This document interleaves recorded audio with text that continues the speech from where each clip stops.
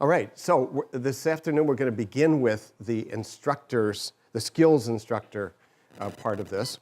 And let me just say, the kind of lead pony of cultural change in many ways for A Better Angels are the workshops where we bring reds and blues together, okay? When David talked about the sort of dynamite in a bottle, we also have the skills workshop, which in some ways may reach more people, okay? Because we've done these for groups from 8 to 80. And they don't have to be equal reds and blues. You can do one for all blues. You can do one for all reds. You can do one for mixtures. And so it's like you all come. And so in that sense, easier to advertise and organize. So, you know, a dean of a law school could decide all the students are going to do that in a way that you couldn't just say all the students are going to do a red-blue workshop. So, and we've had people who have been to a skills workshop and then a red-blue workshop and found the red-blue workshop much more, well, not much more, they didn't have a comparison, but they came ready to listen and to express themselves because they had some of the skills first. And so everything I've been telling you about don't teach in the red-blue workshop, that's all different now, okay? Because here's a contract. People are coming to learn some things. So here you're a teacher.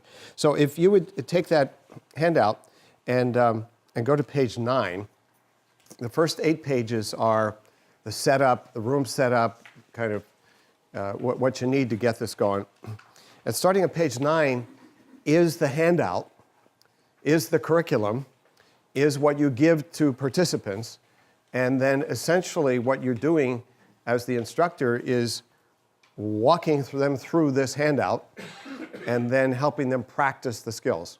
So I'm going to briefly go through the handout. These will be skills that are familiar to people in this room, but I'm just going to do some highlights, and then I'm going to show you some part of the workshop where you're going to see some people practicing, and you're going to see the debrief afterwards. So the goals for these conversations are that you learn about the perspectives, feelings, and experiences of someone you care about who differs from you politically.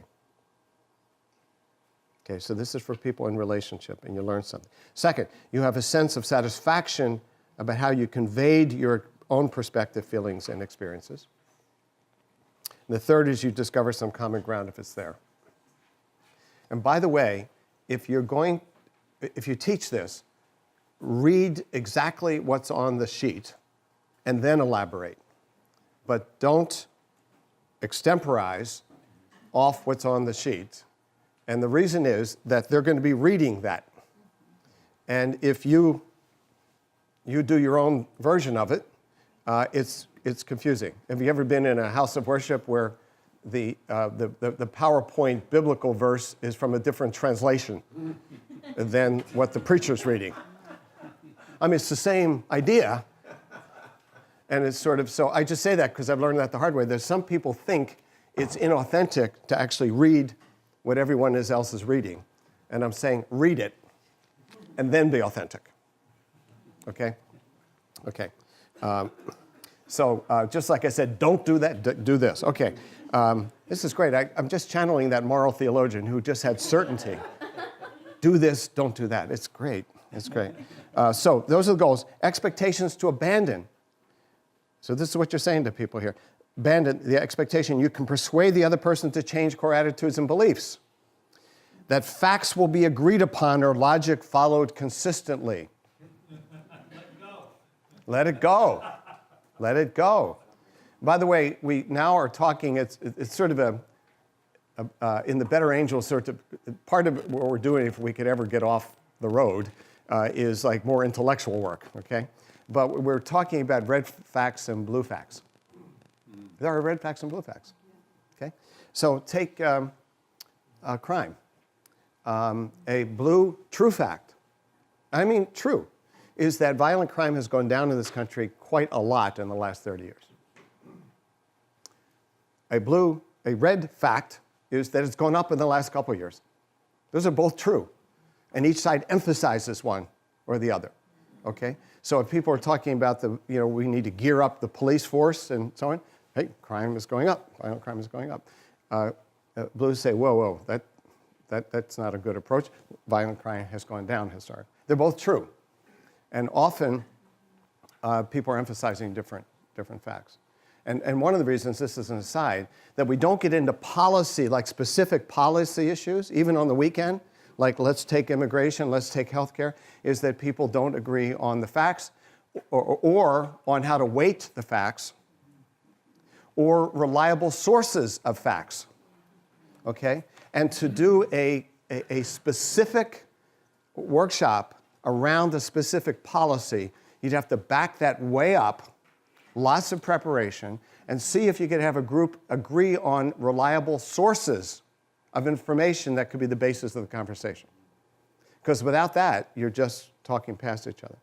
And so there's no way in the world that even on our weekend you can possibly touch that. You could possibly touch having a serious deliberation about a specific policy issue because the groundwork has not been laid. Does that make sense? Okay. So here, you're abandoning this idea that in the one-to-one conversations, the facts will be agreed upon, or your version, my version of logic followed consistently. Third expectation demanded is that your conversational partner will match your openness. And here's the trap. I have been trained. I am a better angel. I use iMessages. And Joni, I'm hearing a lot of you messages from you, okay? And so the one-up from the trained person, right, who gets then all upset that this poor schlep in my life who hasn't doesn't know anything about this workshop, now is not matching my skills. That's a real trap. So you abandon that expectation. There are 4 skill domains: setting a constructive tone, listening in a way that the other person feels heard, speaking in a way that helps the other person hear you, and handling difficult moments. So we've got skills in each of those. And then I end the first part with 4 cautions. Timing is key. Start out at a calm moment and not after someone has fired off a verbal shot or is in mid-rant. Second, only try this approach with someone you think might want to hear your point of view. If your sister has never indicated the least interest in your point of view in your entire lifetime together, why would she start because you took this workshop, right? So that's not the person to try this first with, okay? Third, practice one-to-one first. Group conversations are harder. We don't have the skills. We've not developed the skills for Thanksgiving dinner time, okay? These skills are for one-to-one. And then the last is not intended for online use or electronic communication at all. And so if that goes badly, you're doing texting with your sister. After she's been on a rant, you're on your own. You know, that's not what this is intended for. Okay, I'm not going to go through all this, but I want to just go through some and show you how I teach these. So the next page, tone setting skills. What you'll see here in bold is the skill, and then in quotes, you'll see what I call a sample line of communication. It's really important to give people examples of how to say this stuff. And the more you can yourself practice how you're going to read those, and for some of them you'll see when we get into a little bit more provocative thing, accessing your inner actor can really help because you want to make these credible.